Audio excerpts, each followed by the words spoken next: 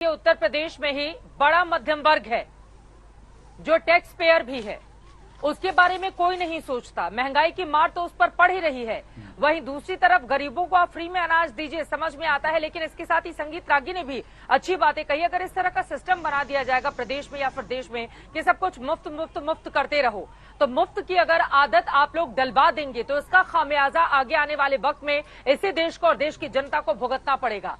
इसको लेकर भी सरकार को सोचना होगा। गौरव भाटिया जी,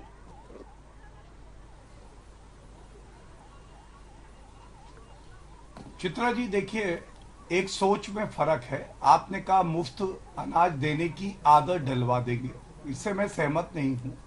पिछले 2 साल में जिस तरह से कोविड महामारी रही, मैं समझता हूं सरकार की ये जिम्मेदारी थी, कर्तव्य था कि वो हर संभव प्रयास करे जो नागरिक है उनकी सहायता हो, चाहे वो 30 करोड़ टीके लगाना हो या जो परिवार है जो सरकार की तरफ देख रहे हैं उनको मुफ्त राशन देना हो। इसका ये मतलब नहीं है कि केवल आप मुफ्त चीजें देते रहेंगे लेकिन उनको मजबूत नहीं करेंगे। जब स्किल डेवलपमेंट होता है तो आप उनको रोजगार के अवसर पैदा करके देते हैं। और बेरोजगारी पे बात हुई, मैं आंकड़ा रख के फिर अपनी बात खत्म करूंगा। लेटेस्ट आंकड़ा है, कांग्रेस से उत्तर ले लीजिएगा और चुनौती दे रहा हूं, आंकड़े दे।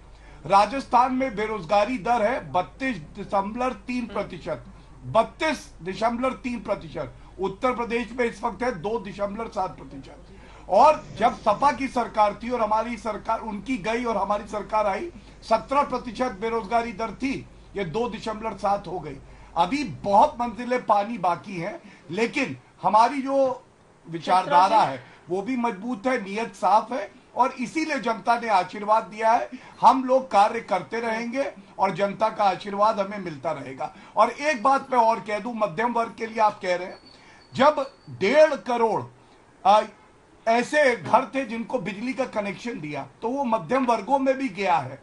जब इंफ्रास्ट्रक्चर बेटर हुआ, पूर्वांचल एक्सप्रेसवे बना, तो वो सबके लिए नए अवसर लेके आता है। और जब हमने लॉ एंड ऑर्डर, कानून व्यवस्था बेहतर करी तो उसका असर मध्यम वर्ग पे भी पड़ेगा और बाकी परिवारों पे भी पड़ेगा। ये सब वो सर्वसमावेशी जो है बातें हैं जिससे हर घर पे फर्क पड़ा है और वहां पे वातावरण बेहतर हुआ है। ठीक है, सुप्रिया सुनी जी, आप जवाब दीजिए। वो आपके कांग्रेस शासित राज्यों के आंकड़े लेकर आए हुए हैं कि बेरोजगारी का हाल कांग्रेस शासित राज्यों में क्या है और फिर हमारे राज्य में क्या है, इस पर जवाब दीजिए आप, क्योंकि बेरोजगारी के मुद्दे पर ही आप लोग सरकार को यूपी में घेरती रही है, उस पर वो दूसरे आंकड़े लाकर दूसरे राज्य के आपको आईना दिखाने की कोशिश कर रहे हैं। मुझे अच्छा लगता है जब आंकड़ों पर बात होती है, क्योंकि आंकड़ों से जब बात करते हैं तो झूठ नहीं बोला जा सकता है। शिक्षा की यहाँ पे बड़ी बात हो रही थी और मैं इस पर मैं राजस्थान पर जवाब दूंगी, लेकिन कुछ बातें पहले मैं अपनी रखूंगी। शिक्षा पर बात हो रही थी उत्तर प्रदेश में। क्या आपको पता है कि 2017 से 2022 के बीच बेरोजगारी बीच में मत बोलिए, आप बीच में मत बोलिए, मैं आपके बीच में नहीं बोली थी जब आप प्रवचन दे रहे थे। अभी आप बोल लीजिए, फिर मैं बोलूंगी। उत्तर नहीं दे रही चित्रा जी, इनको चुप कराइए, मैं बीच में नहीं बोली थी इनके। अभी जब आप पहले बोलिए, लेकिन बेरोजगारी दर क्यों 2017 ठीक है। गौरव जी, मैं आपके पास आऊंगी, एक बार सुप्रिया जी की बात हो जाने दीजिए। जरूर बोल ले।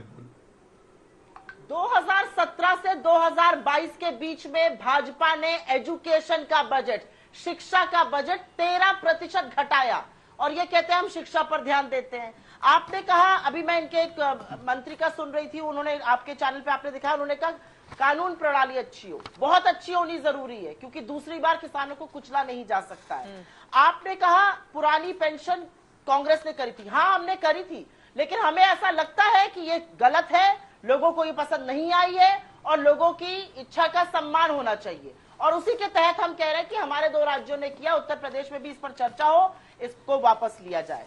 मैं एक चीज पूरे सम्मान के साथ जनमत का आदर करते हुए भी कहना चाहती हूं, जनमत के नाम पर इतराना नहीं चाहिए। आपको 3 करोड़ 80 लाख लोगों ने वोट दिया आपके पक्ष में, लेकिन 5 करोड़ ही देश के, प्रदेश के लोगों ने, उत्तर प्रदेश की 5 करोड़ जनता ने आपके खिलाफ वोट डाला है। वो वोट महंगाई पर पड़ा है, बेरोजगारी पर पड़ा है, वो उस कानून व्यवस्था पर पड़ा है जो ठोक लो थी। तो उस पर थोड़ा सा ध्यान दीजिए। उन 5 डिस्ट्रिक्ट में ध्यान दीजिए जहां पर आप एक सीट नहीं जीत पाए। उन 18 सीट में ध्यान दीजिए जहां पर सपा शायद आपसे आगे है। उन 11 मंत्रियों पर ध्यान दीजिए जो अपनी सीट नहीं बचा पाए, इंक्लूडिंग आपके डिप्टी चीफ चलिए मैं उत्तर दे दूं। इतनी बढ़िया आपने बिजली की व्यवस्था कर दी थी, तो बिजली मंत्री को क्यों बदलना पड़ा?